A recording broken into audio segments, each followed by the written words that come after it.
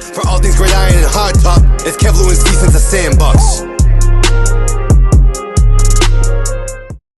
Since the Sandbox fans, your boy is back. That's right, I'm back, Steve Toro, and I'm here with another rundown of my positional top 10 rankings. Now, the last time we covered our cornerbacks, we talked about Jalen Ramsey, AJ Terrell. We even talked about some of the young guys in the NFL that are really doing good. So make sure you go and check out that video. It's a YouTube and podcast episode, so very special for you guys. And this is another YouTube and podcast episode. We have our positional top 10 for our linebacker position. And I know the linebacker position can be really iffy. You have inside linebackers, you have outside linebackers.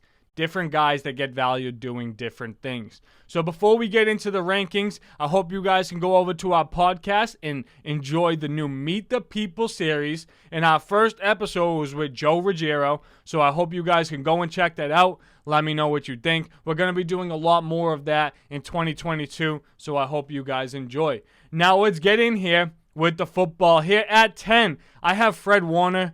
Guys, last year Fred Warner was really high up on this list. And we know the 49ers defense wasn't too great this year. Last year they were coming off of a lot of injuries, things like that. The offense wasn't really there to necessarily help them this year. So I have Fred Warner here at 10. This guy can go sideline to sideline, can make any play, can cover any tight end. And we know how good Fred Warner is. Here at 9, I have Matt Judon. Matt Judon, newly acquired by the New England Patriots. We saw how productive he was, especially early in the season when he had a lot of sack production going on there. I really can't complain. Matt Judon did very well for that New England team. Took them to the playoffs, along with the development of Mac Jones, some other guys on offense, some other guys on defense. Matt Judon here at 9. At 8, this is a little bit low. Guys, Lou, my co-host, would not agree with this ranking. I don't think, at least. I have Darius Leonard here at 8. And the thing is, Darius Leonard does force some of the most turnovers on the defensive side of the ball in the entire NFL. Darius Leonard is one of the best inside, is one of the best covering, is probably the best fumble maker in the entire league. But he did miss some time because of injury. Now, I'm only going to critique him a little bit because of that. There's just a lot of outstanding guys on this list. So I still have Darius Leonard above Matt Judon, still have him above Fred Warner, but I do not have him above this guy, and that's Harold Landry. Guys, Harold Landry was really good this year, was an absolute game wrecker for the Tennessee Titans. 12.5 sacks for an outside linebacker from BC. I'll take that being a Boston guy, and I'm sure Harold Landry would too. Going to be one of the hottest names on the free agency market this year, but I would not be surprised if Tennessee tries to retain him. Harold Landry, very good this year, expecting more strides. Next up on this list, I have Chandler Jones. Guys, Chandler Jones is really good. No matter how old he is, he's one of the best guys at rushing the passer. Now, yes, Chandler Jones is probably a little bit past his prime, but I think we need to take into consideration what he still is able to do as far as rushing the passer. And guys, that Cardinals defense is really good this year, and until, we really saw that team dwindle down a little bit towards the end of the season, go on that losing streak, that defense was really good, really solid. And I think Chandler Jones is more viewed as a leader on that defense than probably the best player. Budda Baker's arguably the best player on that defense right now. We know Isaiah Simmons is there as well. Got some good guys on the defensive line. If they get some more secondary help, Chandler Jones can take that defense really good places. Also got to shout out J.J. Watt, made that team a lot better. Here at 5, guys, I think this is the only set of teammates I have on this list, but 5 and 4 are both on the same team. At 5, I have Bobby Wagner, and at 4, I have Jordan Brooks. Now, look, they're both on Seattle.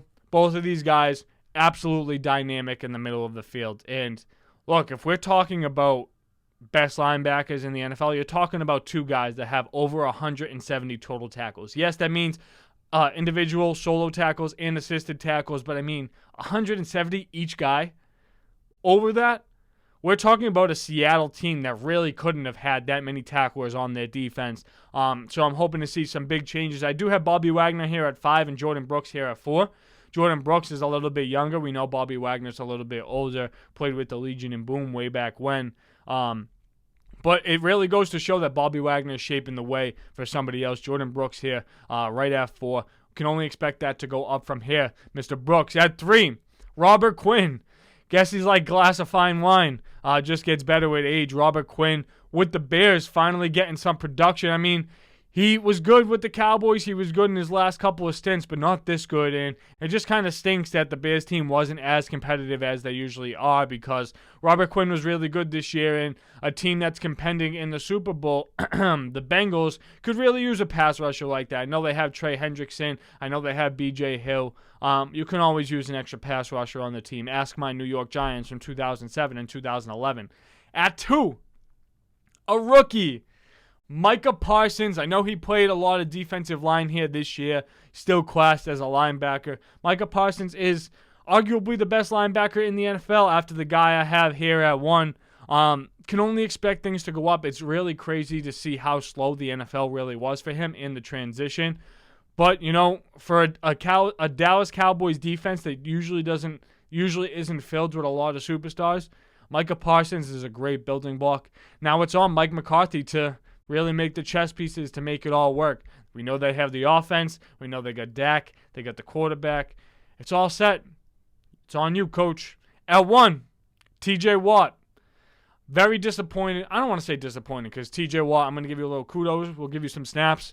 TJ Watt here at 1, 22.5 sacks. The reason why I'm sad is because Michael Strahan, my New York Giant, was on top of that list. Now he has to share it with TJ Watt. But that's all right.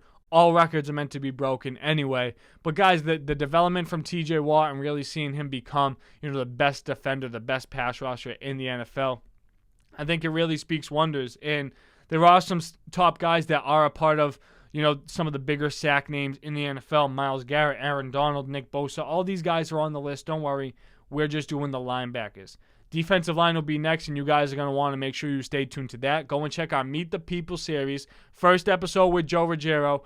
Second episode with my boy, Juxie, Kamari Williams. Go and check those out. Big things coming from Since the Sandbox. I hope you guys are enjoying the positional top 10 rankings. You got our safeties. You got our cornerbacks. You got our linebackers. Now, make sure you like, share, subscribe, you follow, and you rate us a 5 stars, because if it ain't 5 stars, we don't want it, and our work deserves better than that. Peace out. See you soon. For all things great iron and hard top, it's Kevlu and Since the Sandbox.